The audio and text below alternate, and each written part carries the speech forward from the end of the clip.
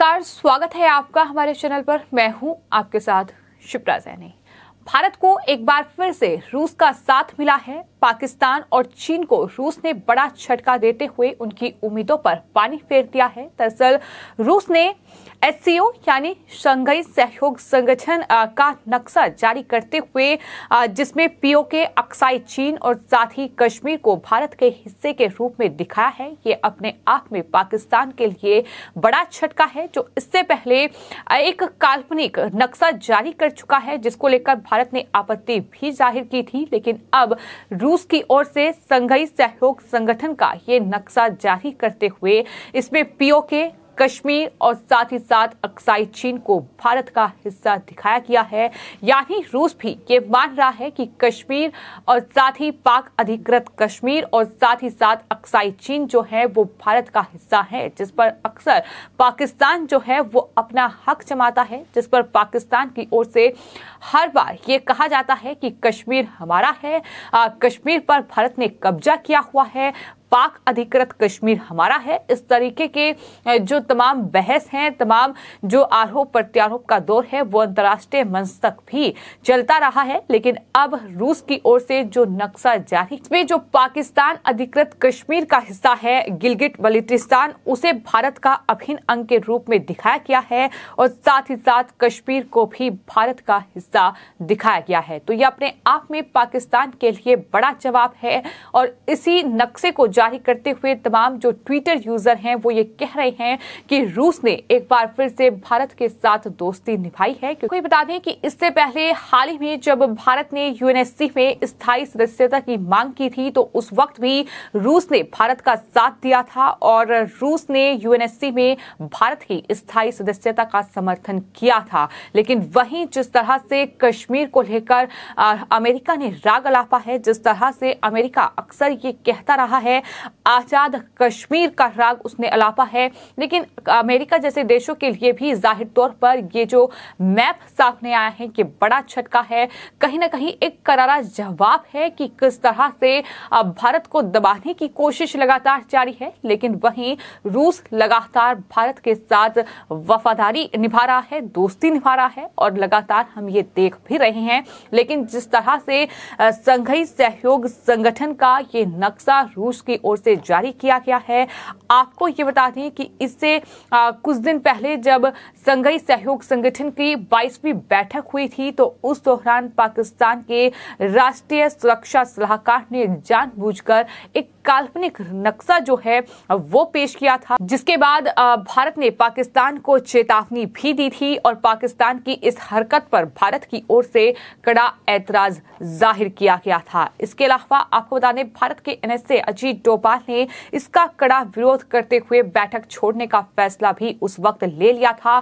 Shanghai सहयोग संगठन की बैठक में वो शामिल नहीं हुए थे, क्योंकि पाकिस्तान की ओर से जो नक्शा पेश किया गया था उसमें जाहिर तौर पर कश्मीर को पाकिस्तान का हिस्सा बताया गया, पीओके पर अपना अधिकार जमाया गया था। और ये हमने अक्सर देखा है कि भारत और पाकिस्तान के बीच की जो तनातनी है वो कहीं ना कहीं कश्मीर और पाकिस्तान अधिकृत कश्मीर को लेकर ही है, क्योंकि भारत साफ तौर पर हर बार भारत की ओर से ये कहा गया है कि कश्मीर भारत का अभिन्न अंग है। और जहां तक बात पाक अधिकृत कश्मीर की है, कश्मीर को लेकर मोदी सरकार बड़ा एक्शन पहले ही ले चुकी है, लेकिन उसके बाद जो बारी है वो पाक अधिकृत कश्मीर की है, जहां पाकिस्तान लगातार आतंक परोस रहा है, जहां पाकिस्तान लगातार आतंकी संगठनों को तैयार कर रहा है, उनके कैंप वहां मौजूद है। इस तरह की परिस्थितियां वहां बनी हुई है। और सिर्फ इतना ही नहीं, पाकिस्तान अधिकृत कश्मीर के जो लोग हैं वो भी ये चाहते हैं कि वो भारत का हिस्सा बने।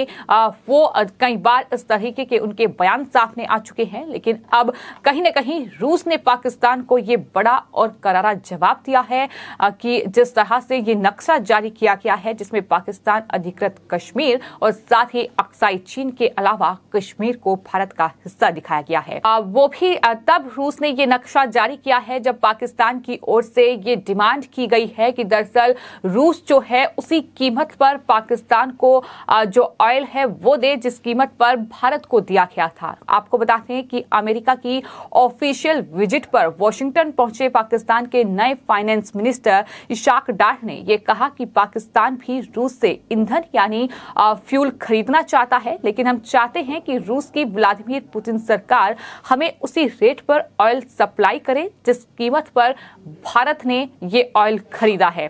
तो इस तरह से पाकिस्तान जो कि बदहाल हालत में है, जिस तरह से लगातार कर्ज में डूबा हुआ है, किस तरह से बाढ़ से हाहाकार है, किस तरीके के हालात फिलहाल पाकिस्तान में हैं, ये किसी से छिपे नहीं है। लेकिन जिस तरह से रूस और यूक्रेन के बीच युद्ध हुआ, उसके बाद भारत की दोस्ती जो थी वो रूस और यूक्रेन के साथ वैसी ही बनी रही और इसका लाभ कहीं ना कहीं भारत को हुआ कि रूस से भारत ने जो क्रूड ऑयल खरीदा वो दरअसल सस्ते दामों पर खरीदा गया। लेकिन अब पाकिस्तान ने भी ये डिमांड की है कि जिस कीमत पर रूस ने भारत को ऑयल सप्लाई किया है उसी कीमत पर पाकिस्तान को भी ऑयल सप्लाई करें। इशाक डार ने अक्टूबर की शुरुआत में ही वित्त मंत्री का पद संभाला है पाकिस्तान में और इसके पहले मितफा इस्माइल फाइनेंस मिनिस्टर पाकिस्तान के थे। उनके दौर में पाकिस्तान की इकोनॉमी बेहद खस्ता हाल हो गई थी और कहीं ना कहीं यही वजह है कि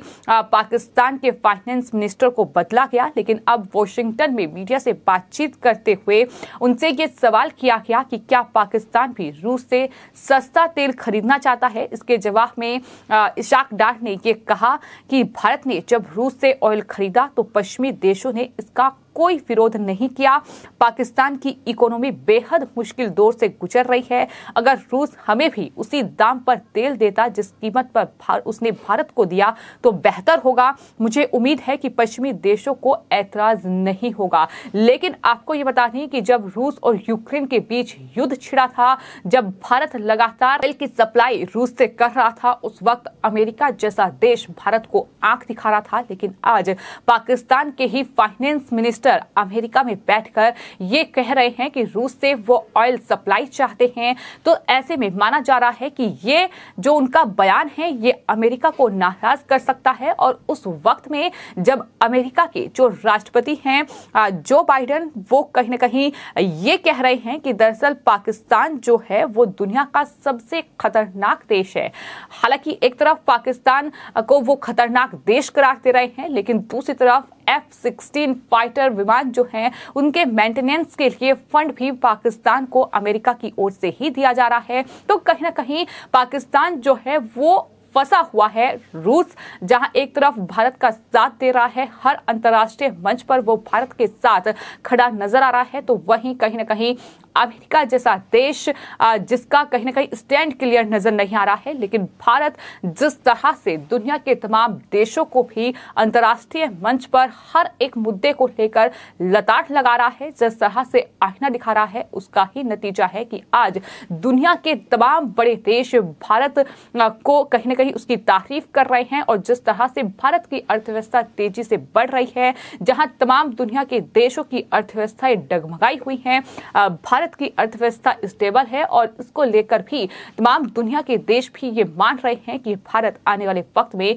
एक मजबूत अर्थव्यवस्था होगा। यही वजह है कि इस तरीके के हालात फिलहाल बने हुए हैं कि पाकिस्तान को एक के बाद एक बड़ा झटका लगा है, तो वहीं कहीं ना कहीं चीन को भी दुनिया के तमाम बड़े देश आईना दिखाते नजर आ रहे हैं। फिलहाल आपकी इस पूरे मामले पर क्या राय है, हमें कमेंट बॉक्स में जरूर लिखें और चैनल को सब्सक्राइब करें। धन्यवाद।